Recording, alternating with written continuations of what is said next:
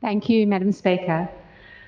Madam Speaker, as the year draws to a close, it's a good time to celebrate the richness of our diverse religious and cultural traditions, and a time to reflect on the values that unite us: love, kindness, compassion and gratitude, while honouring the unique practices that bring meaning and joy to our lives.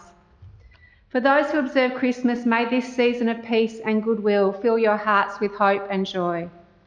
My own tradition at this time of year is to celebrate the 8 days of Hanukkah, the Festival of Lights. May the lights of the Hanukkah shine brightly to symbolise the freedom to practice one's faith in whatever form.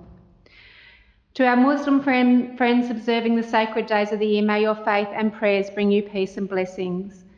To our Buddhist friends, may the path of wisdom, compassion and mindfulness lead you towards inner peace and enlightenment.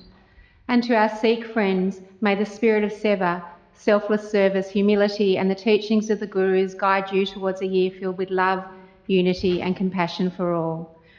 Madam Speaker, to all the many belief systems in our communities in the Northern Territory, and to those who, like me, take a more humanist approach, may the holiday season be calm and a time for well-earned rest. In this season of togetherness, let us cherish our differences and find strength in our shared humanity.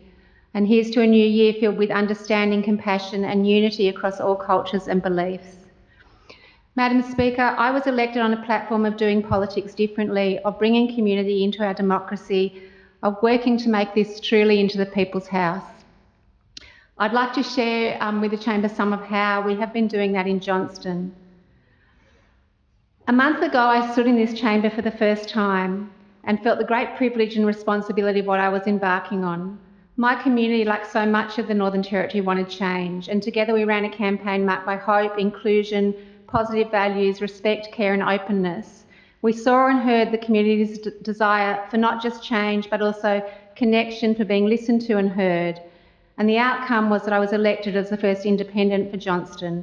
And since then, it's been my honour and pleasure to continue to be in the community, to visit people in their homes, their organisations, their businesses, their schools, and have them come to our office for meetings, using our community meeting space or just a cup of tea.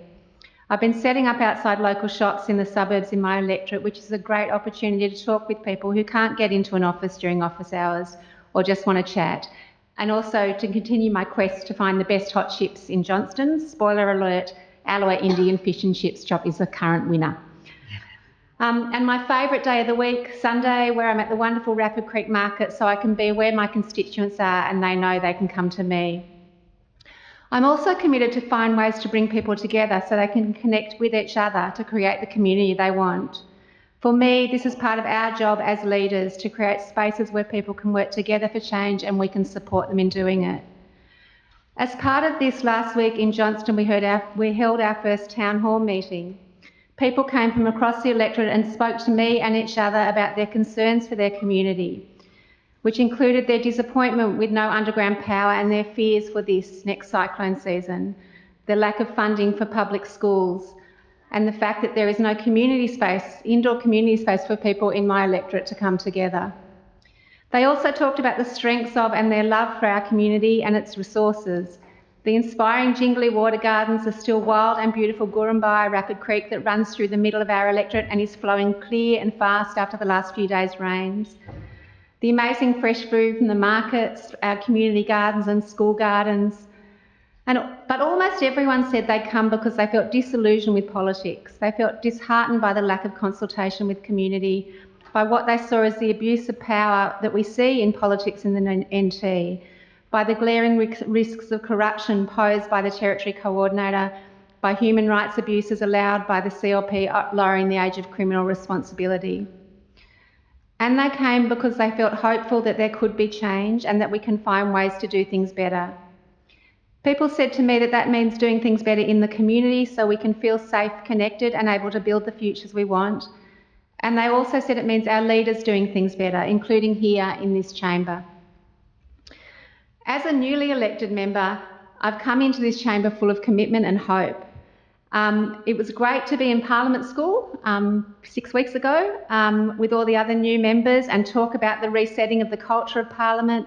And it was great at the start of our 15th Assembly to hear the words and prayers of hope and encouragement for working together. It was wonderful to hear everyone's first speeches talking about this commitment to working together for the whole NT. And it was wonderful to hear people tonight say that they feel we are doing that well. I'm not so convinced.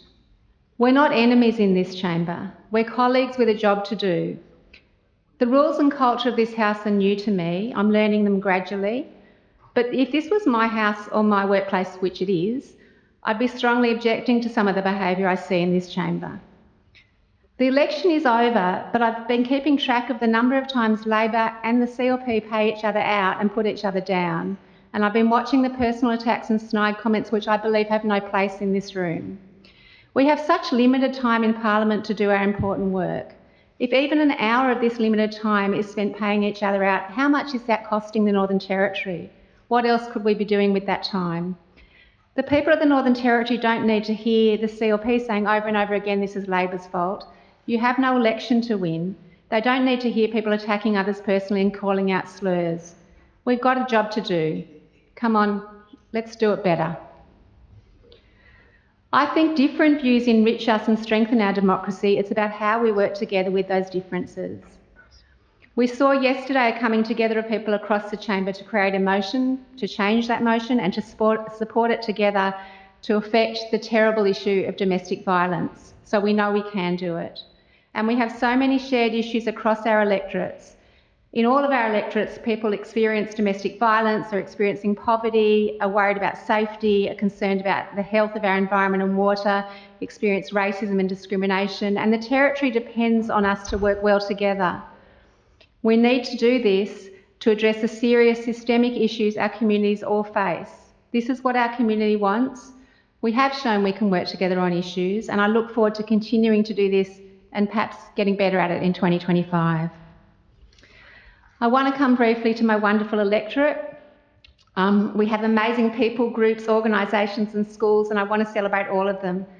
I won't read out the whole electoral roll like the member for Karama, and I also promise not to sing, but I do want to celebrate every single one of them, from baby Evie, who was just born and I got to meet at the weekend, to 96-year-old Elsie, who rings me regularly just to see how I'm going.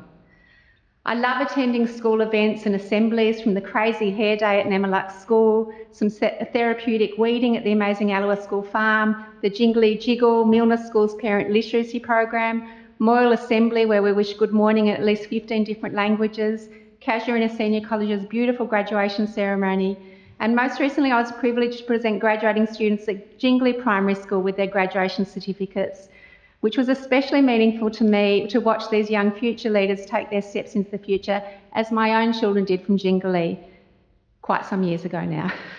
I'm always inspired by the teachers and young people and the way they prepare for the future. There are also amazing groups in our community, and I want to pay a particular thanks to the people who look after the beautiful place we live in as volunteers and community members, the Rapid Creek Land Care Group, community members like Ted, who took on his own behalf, painted a mural on the walls of Jingly shops just to make it look nicer.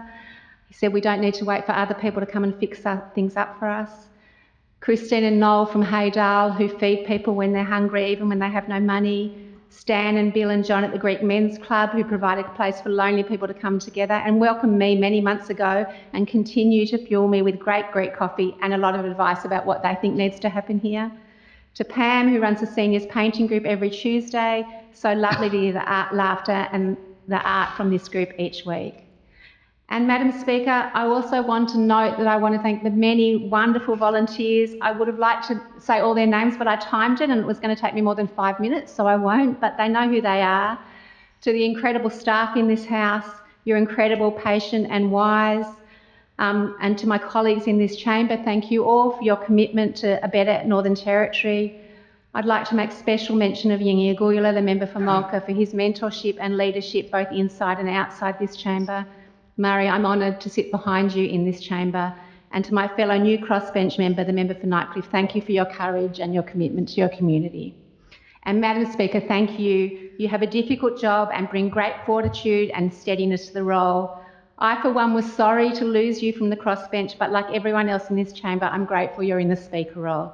You're modelling independence. Thank you. I have so much more to say, but I've run out of time.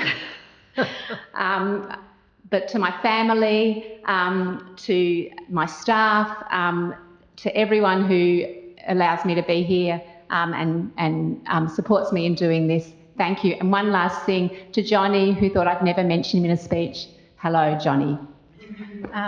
Member for Brennan. Thank you.